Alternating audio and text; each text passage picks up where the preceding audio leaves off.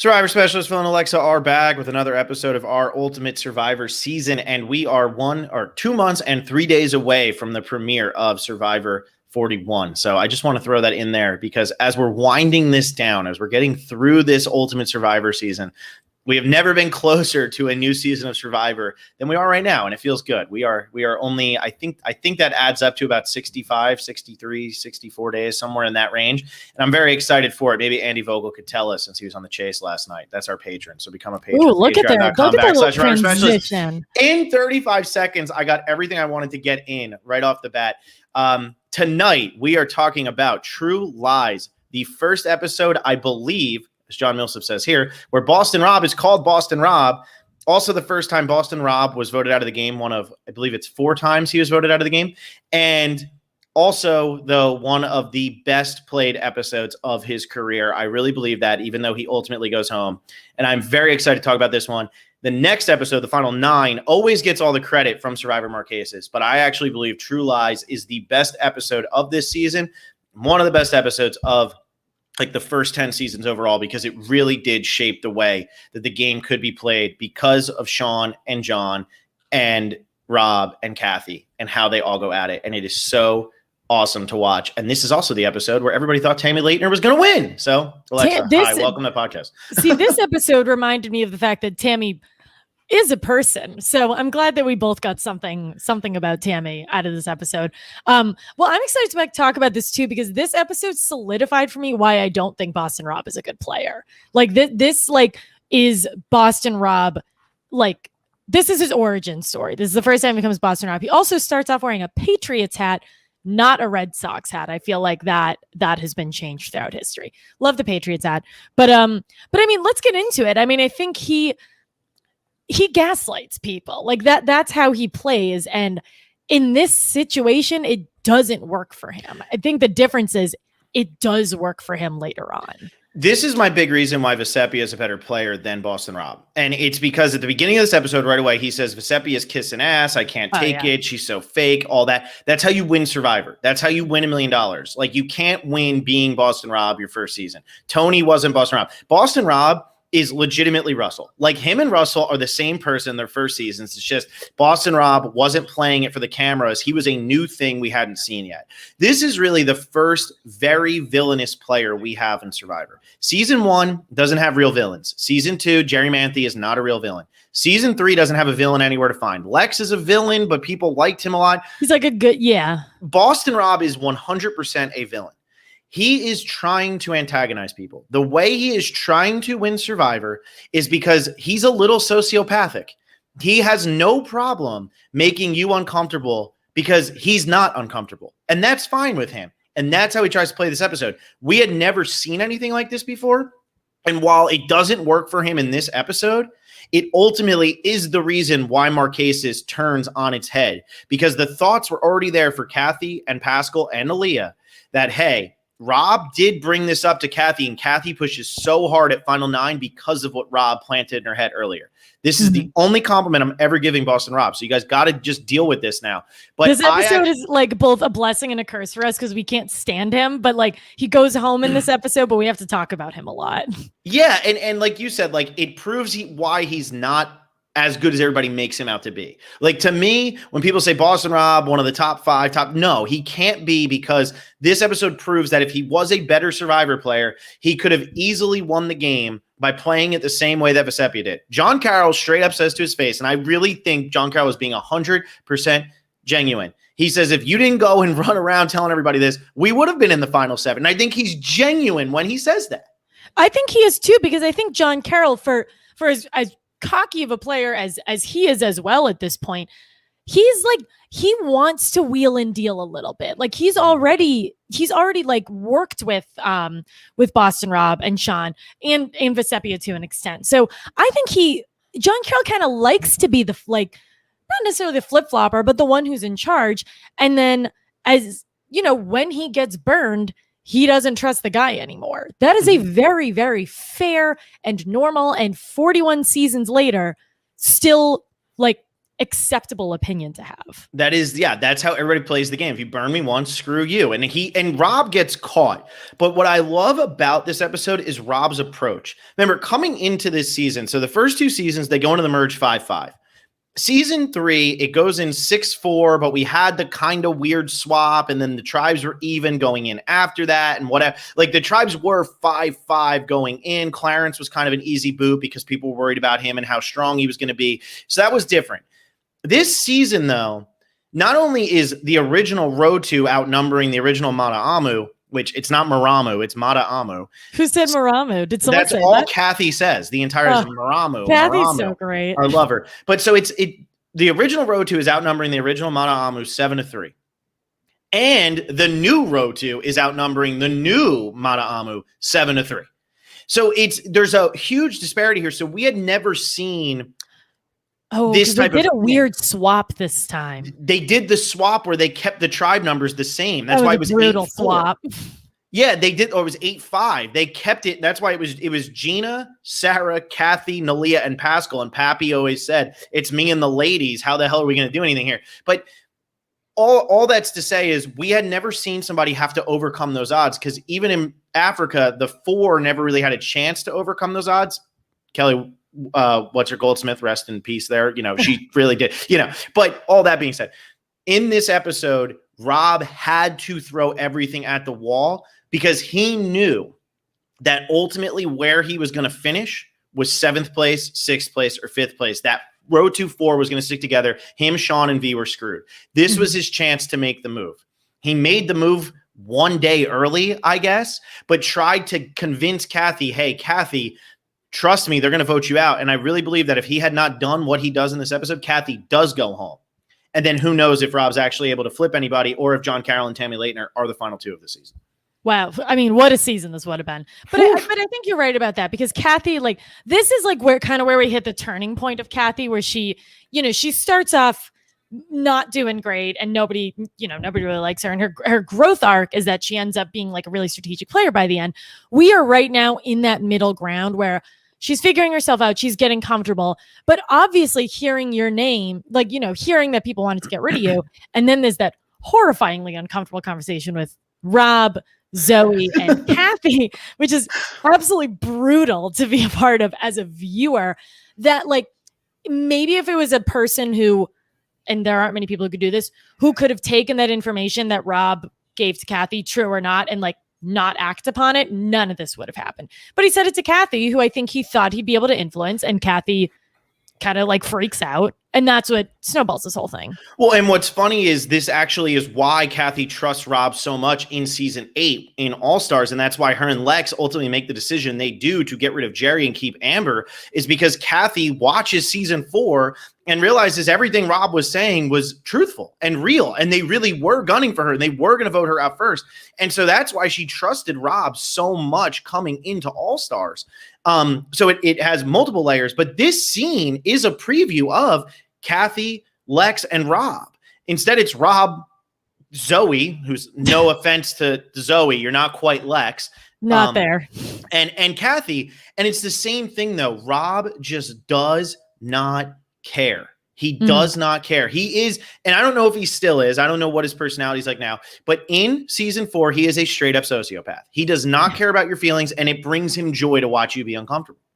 And I think that's still pretty similar, because we go to Winners at War, and everyone is a grown ass adult, and he still tries to get, Sarah Lacina to not stand up and talk to people and it's just, he's very stuck in his ways. And I think the reason, honestly, that Rob is more popular than a player like Russell is he's his Boston accent is it's I don't know. I mean, I like it, but that's because it reminds me of home. But he's good looking, he's funny enough. He probably reminds you of someone nobody knows a Russell. Everybody has that friend from college who's Boston Rob.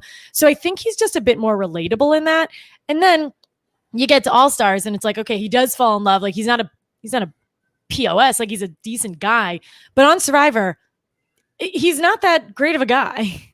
Yeah, no, agreed. And like, I always do the whole like I am the most like anti-cancel culture person there is, but I always do the whole if Boston Rob played his first season and said the stuff he was saying to Marquesas now, he'd be screwed. I mean, instead he's the Yeah, face of the people forget what franchise. he did in Marquesas. Yeah, he's the face of the franchise, not for nothing. He did the same thing Shannon did in Yeah, Survivor Nicaragua. Same thing. possibly worse.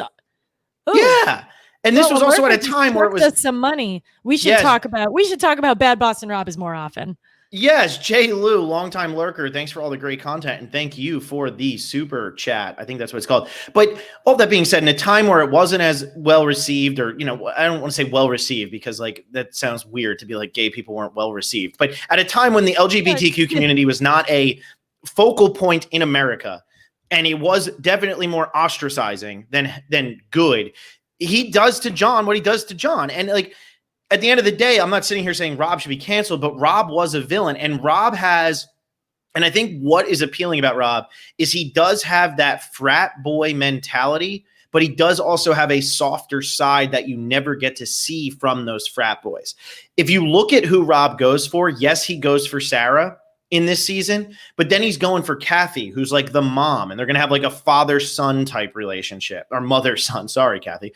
And then he goes, he goes for what do you call it? Like he tries to get Pascal and Nalia, and he's going with Visepia and Sean, and like he's kind of going a route where like he's a dick, but you like him. Russell just kind of comes across as like mean, and Rob doesn't come across as mean, even though half the stuff he's doing is mean because he's just got that personality. We'd say that's something my friends would say, and we'd sit there, drink a beer, and laugh about it, and then whatever. We'd have 30 Coors Lights.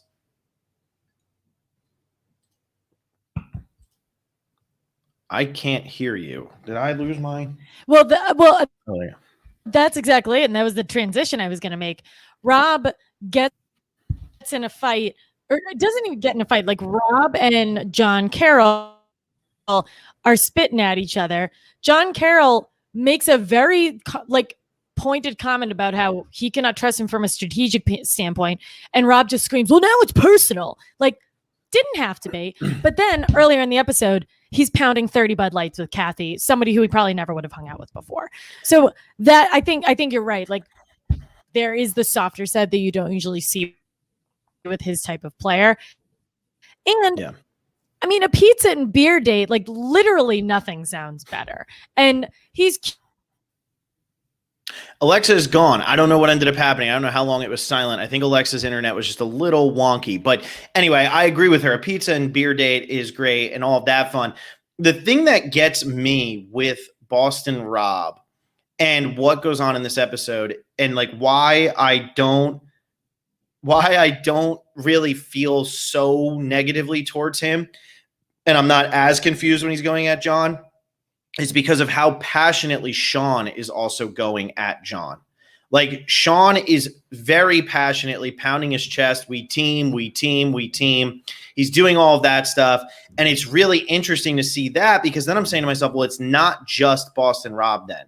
There's more to it than just Boston Rob. It does have, like, there is something that John did that they feel like crossed the line. And because of how passionately Sean is going at it with John, it does make me think maybe there was more to this than we really, really got to see. And maybe there was a little bit more, so I don't know. That's the only reason why I don't give Boston Rob such a hard time here. Alexa, how is your internet? It seems like you're still a little bit off, but how we doing? It doesn't seem to be much. Actually, right now it does seem to be a bit better, but I can get another computer if I mess up again. And it looks like I am, so I'm going to leave. All right, go get a new computer. I'll sit here and I'll just talk about my favorite person on planet Earth. All right. If you're not a patron yet and you want to be, this is pretty much what it is. I did an 18-minute episode about the season 41 women on Tuesday for our $10 and $20 patrons. 18 minutes of me talking to myself. Alexa wasn't on it. So I'm good at kind of talking to myself here, I guess. But what I love about this episode is this was one of, to me, the really first ultra dramatic episodes of Survivor where it felt like something was going to happen. The Kelly Goldsmith episode, I always am shocked that Lex doesn't go home in Africa. Kelly Goldsmith should have been successful. Lex should have went home. That should have worked perfectly. But we hadn't seen a flip actually work up until that point. And then it doesn't work there. This was the first time where it felt like it was going to work. And Lex was like the face of that season. Lex, Big Tom, Ethan, amazing trio. The road to 4 didn't feel like the face of this season, despite the fact that they were totally in control of the game. And so when you get to this final 10 situation and Boston Rob is trying to get Kathy, those are kind of the two faces of this season up until that point, which makes you think, wow, are they really going to be able to pull this off and get this going? And Alexa is back. But it almost makes me think, yes, they are going to be able to get this going because Boston Rob and Kathy were such big personalities up until this point. So that's what I love about this episode. It felt like we really were going to see a twist and a change and something else come up that we had never seen in Survivor history. Ultimately, not how it ends up going down, but it felt real in this one. And a lot of that has to do with the fact that Rob has no problem putting people in awkward situations like he does to John, like he does to Zoe, like he does to the general when the general says, I'm the general, that's all I am. It's very weird to see a grown man talking about how he is very loyal to himself because I'm the general. I'm only loyal to the general. It's like, all right, dude, it's one thing to talk about yourself in the third person. It's another to talk about your nickname in the third person. It's a little weird. And it's weird too because it's the general and Bubba from Vanuatu. Mm-hmm. The difference with like these earlier seasons is like, why is that his nickname? Like it just one day it just switched to that. And the general also like this like puts on a pink buff and he's like, I'm not a man anymore. Mm-hmm. It's like, I know everything I need to know about you. Like you call yourself the general and you can't wear a pink buff. Like we got it. And he's a Long Island limousine driver. Oh, you can hear it. He's everything you would think a Long Island limousine driver would be. But what's funny about this though, and it kind of goes back to what I said about Tammy earlier, everybody on that tribe gets some sort of blast from Boston Rob. Mm-hmm. Tammy doesn't. And instead, Tammy gets the confessional about how she's going to win this whole thing. And I remember, like I was 10 years old, whatever. It wasn't that old. But I remember at that time, it really seemed, and like if you look back on it, people who were older watching it at the time, really it looked like Tammy was going to win it. Somehow John was going to get screwed. The other people weren't going to be able to pull it off. Pascal and Leah, people just really weren't sure of because we'd seen the same shtick with Elizabeth and Roger. And Kathy was everybody's rooting interest, but it seemed like, oh God, like the road to 4 are going to run this. This is what every season of Survivor's been. And here's Tammy giving this confessional and not getting any bad press from Boston Rob. And she doesn't go any further. But it's funny how like that, like she doesn't get any of the heat. And I wonder if that's because Boston Rob never felt any type of connection with her. I don't know what it is, but he goes very hard after Zoe. He goes very hard after John, and he goes way harder after Rob than you would think he would. I think maybe because Tammy just is like inoffensive. I mean, I don't think like I think Rob likes to go up against the people who like he likes to go up against the big guns. And I think he just like didn't assess Tammy as that. And maybe I think Zoe's just a bit more abrasive than maybe Tammy is. Zoe abrasive? No. I mean, and Zoe, I think the frustrating thing about Zoe is like there's just no personality there. So when Rob is arguing with her and trying to put her on the spot, he's getting nothing. And like when she lies, it is the most blatant lie. She pauses, stares at him, and then is like, no. And it's like, dude, you just like, you either say, no, that's an absolute lie, and you flat out deny it right away, or like you just say, you pause and then you just say, yeah, okay, fine. I said that to you. But like you can tell she's thinking, what's my best approach? And she takes like 10 seconds. And Rob gives her such a hard time for it, but like he's not wrong. She does not do a good job of seeming like she's innocent. Like she does like absolutely does not stick the landing on that. No, not at all. And so it's like all of those little things. Like Rob is going after this road to 4, and he's doing it in a way to be like, come on, Kathy, bring your people. I have V, I have Sean. Let's make it happen. And you would think that Kathy, I think if it was a newer season, Kathy would have 100% flipped because we see her flip the next week. I just think they were too nervous. I think they were really scared of Boston Rob in individual challenges too. I think that's something that does not get mentioned here, but he was insanely good at this point. Yeah, and that's like, he's amazing at challenge. He's good at team challenge. He's good at individual. He's really good from the challenge perspective.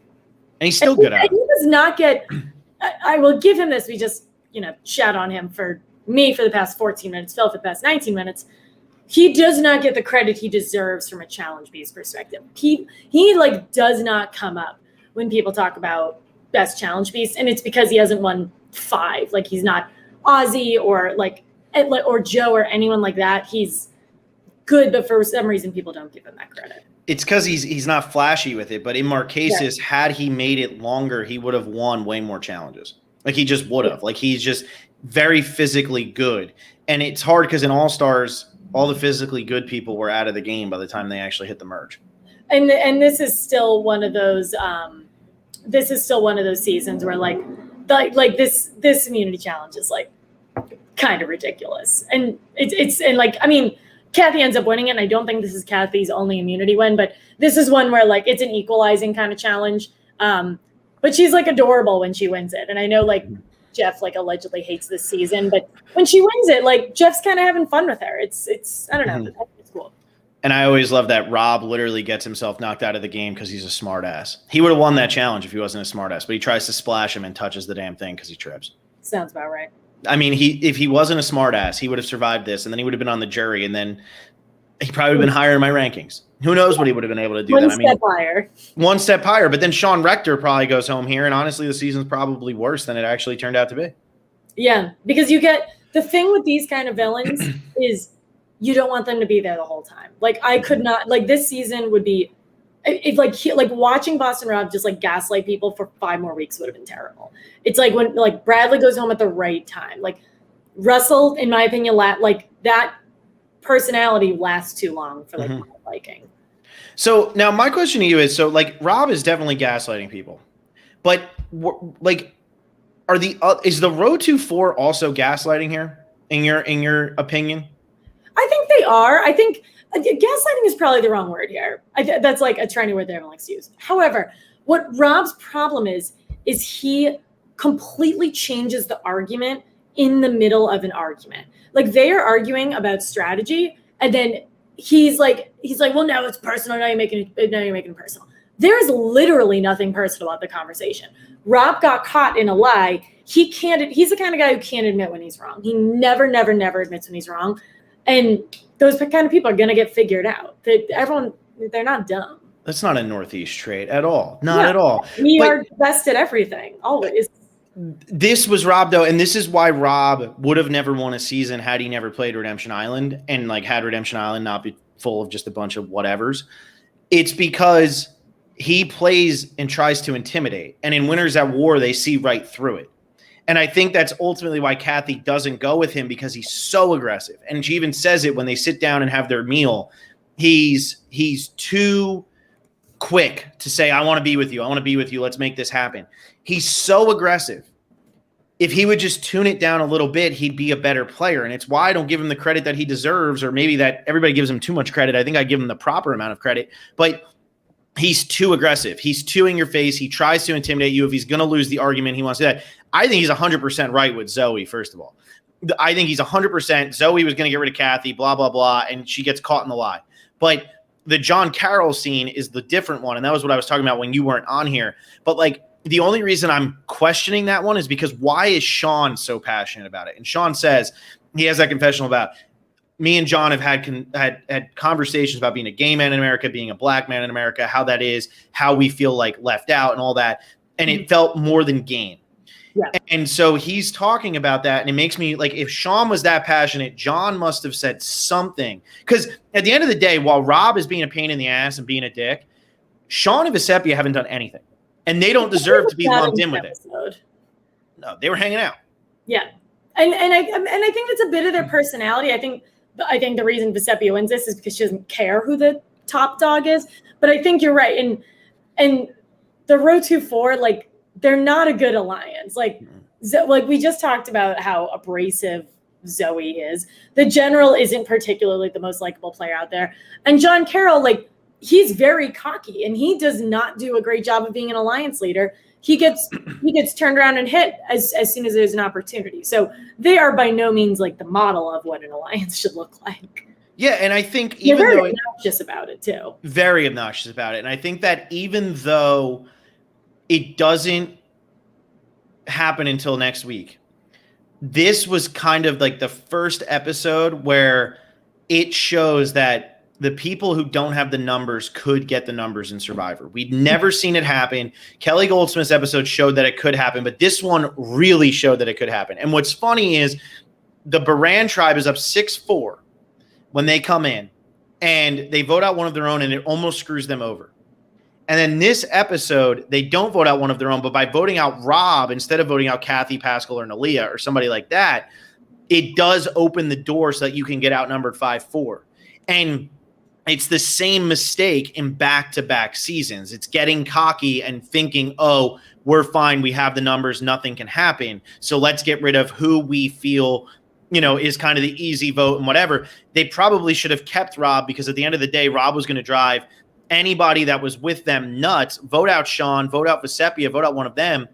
Rob isn't going to be able to swing Kathy, Pascal, and Aaliyah at that point then, because they're just going to be like, well, Rob, you're just trying to cause stuff. Like, we're seeing you do this. We're seeing you try to cause shit. And now that you're down in numbers, you're just going to keep doing it. And they probably would have had a better chance to win, but they got cocky and they got rid of the biggest thorn in their side, which is exactly what the Baran tribe does the season before, because they get rid of the guy who they just think is too good at challenges. And Big Tom was still mad at him for eating beans. And it almost cost them the game. I mean, they should have failed, just like the Row 2-4 do. Yeah, I know. And it's funny that, like, they're also small. Like, 4 is not, at a merge situation, even if we're not, like, especially, in merges now where they're between 11 and 13 people, 4 is not enough. Like, you can't be a group of 4 and be obnoxiously exclusive about it, because people will figure it out, and outsiders don't even have to like each other that much.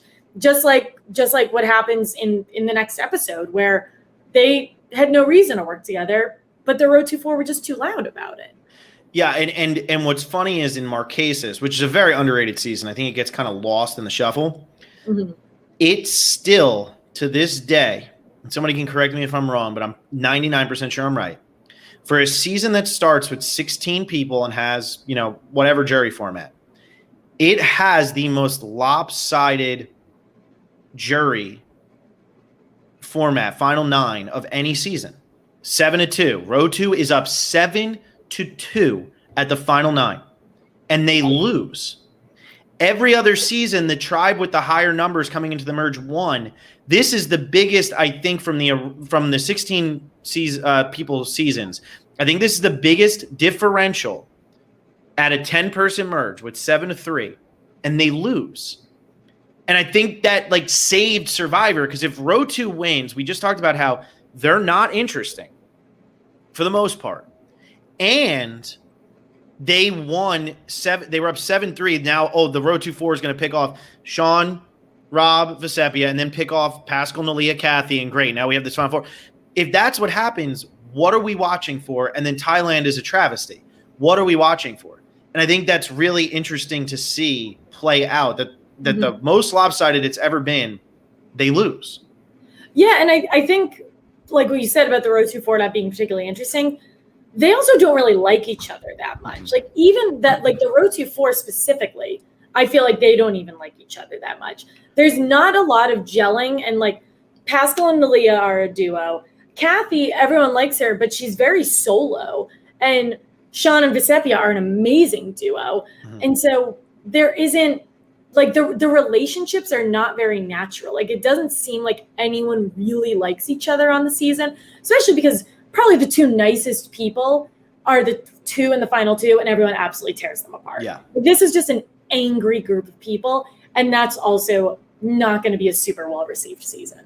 Yeah. Although, I think that those seasons are better on a rewatch, because now you can watch it from the entertainment standpoint, as opposed to like being disgusted week to week. I do think like a Marquesas, a Gabon, those seasons get better on rewatches, because you're like, God, somebody's going to get it. They're going to get it. And like, even when they get mad at the end, it's like, yeah, you guys can insult Vecepia. They do the whole religion thing to her at the end and blah, blah, blah. But guess what? She's a millionaire. She's a millionaire, and all of you aren't. And not for nothing. I do feel bad for John Carroll, because I think that he's been too forgotten and probably should have played again. But other than that, it's like none of you play again. And Vecepia doesn't play again either, but she gets the money. And the people who Kathy plays again, and she's not angry. She's not angry. Like, she was happy about it. And, it's funny how that works out. And really the fall of the Row 2-4, I'm telling, like, one of the biggest things in Survivor history. And I mean, maybe now it's too old. Maybe now people like don't pay attention to it as much. But without that, I don't think we'd be coming into a season 41. I really don't. Yeah, and I think that's the thing. Like this is a very like it's like iconic in a very strategy heavy way, which is not super obvious. It's not like Colby versus Jerry, which is very obvious. Like Richard Hatch being Richard Hatch, Rudy being Rudy.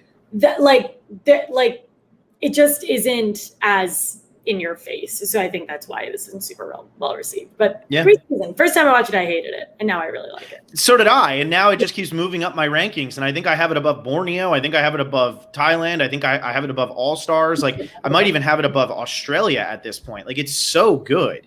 It's and like these, like watch the final 11, the final 10, and the final. I would say this season, if you watch from the Hunter 14th. Yeah, Hunter's 14th. If you watch from the swap, watch from final 12 to final 9. Just watch that. And it's classic. Like every one of those episodes with Gabe going, Gina going, Rob going, John going. That sets up what Survivor is now. And it's so integral. And like a lot of the early seasons that we'll praise do not have that monumental of stretches in these early seasons like that one does. Amazon's probably the only one that comes close in the first 8. Pearl Islands doesn't because of the whole stupid twist thing. And I mean, I feel silly even bringing this up, but like Marquesas is a location that like if you Google it, it doesn't really exist. Like it is so in the middle of nowhere. And during that immunity challenge, like you see there's the beach, but there are just like gigantic mountains. Like it is absolutely stunning. At the beginning of this episode, they find a skull, and that is like they just move on. Like a dead body might have been there. There's still like enough wonder, and there's still enough like, oh my God, they are on a remote island. And that always adds to these earlier seasons. You want to do something fun. I actually did this. Look up how you would get to Marquesas from where you are. Wherever you are right now, look up how you would get to Marquesas. It is interesting as all hell, everybody. It is interesting. And I was doing this from like LA, I think. LA, you would think, okay, like it's a Pacific island. It wouldn't be that hard. I think I had to take like 7 flights or something. Like it's ridiculous because it's really in the middle of nowhere. It is absolutely in the middle of nowhere. Oh, it's trying to have me walk. You don't want to walk that. That wouldn't be as fun. Yeah. Like it's so, and even if you look at it in a map, like you put it in the middle and it's all water. Like if something actually happened to these people, like I don't even know where the nearest hospital is. You're getting on multiple helicopters to get to a hospital. Yeah. I want to go to Marquesas, $201 flights. I mean, honestly, that's cheaper than me flying to visit you in Miami. So isn't that crazy? Maybe because you're literally not allowed to go there right now. I don't know. Who knows? But $201. Look into it, people. Yeah, it's just really crazy. It's crazy how far away it is from stuff. I don't know. Bruce Peralt says it truly is not. So maybe not. But I'm telling you, I think it's in the middle of nowhere. Yeah, but looks beautiful. Yeah. Anyway, last note I had, Vesepia prays.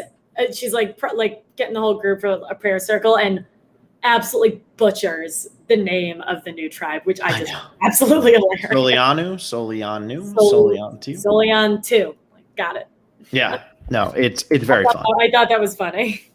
It is. I really enjoy little things like that where it's like clearly that was a tribe name that was kind of like forced to them. Let's be real. Yeah, I thought it was. I mean, Brad and Kathy were too blasted off of Coors Lights to make up a good tribe. Yeah, there's no way they knew what was going on. How many Coors Lights do you think they drank? They probably drank all 30 of them. I mean, they were 30 Coors Lights is like hydrating. I mean, that's good. That's true. I mean, I doubt that. Yeah, they're not like hammered, but also they hadn't been eating very much. So that's very true. I don't know.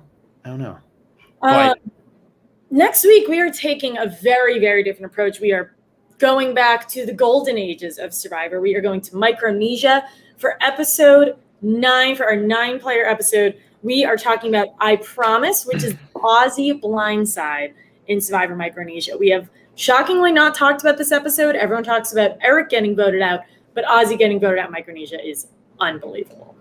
Yeah, I can't wait to talk about it. One of the biggest blindsides at the time, and it really set in motion a string of blindsides that were just absolutely unbelievable. So I'm excited to talk about that one. And yeah, that's next week. So make sure to tune into that. If you're not a patron, become a patron, patreon.com/Survivor Specialist. I'm also happy they just found out that it's a 4-hour flight from Tahiti to Marquesas. So we were right. It's in the middle of nowhere. It's very much in the middle of nowhere. Is that in like near Australia? It's out there. I don't know. I don't know geography that well, but patreon.com/Survivor Specialist. Our top 2 tiers are our top tier is getting daily content. We're going to try to do this pretty much up until September 1st. Then we're going to have a lot of content going on the YouTube channel. So it won't be quite daily, but we'll still be putting stuff up, like interesting stuff about season 41. We have our retrospective. Our retrospective drops tomorrow, but it's actually a prospective where Alexa and I each give our 10 best takes on season 41, our 10 bold takes. So that is actually for $10 and $20 patrons. $10 patrons are getting weekly content. We're recording our Q&A right after this. So make sure to check all of that out. I think that, you know, you guys would like it. If you're watching these and you're not listening to that, I feel like you'd probably like that as well. So check out patreon.com/Survivor Specialist. Otherwise, we'll be back next Monday talking about, I promise. That's good. That's so much fun. That's Eliza bugging her eyes out of her head, right? I think that's the first time. Yeah, it's going to be a really good one. Can't wait. Everyone. Bye.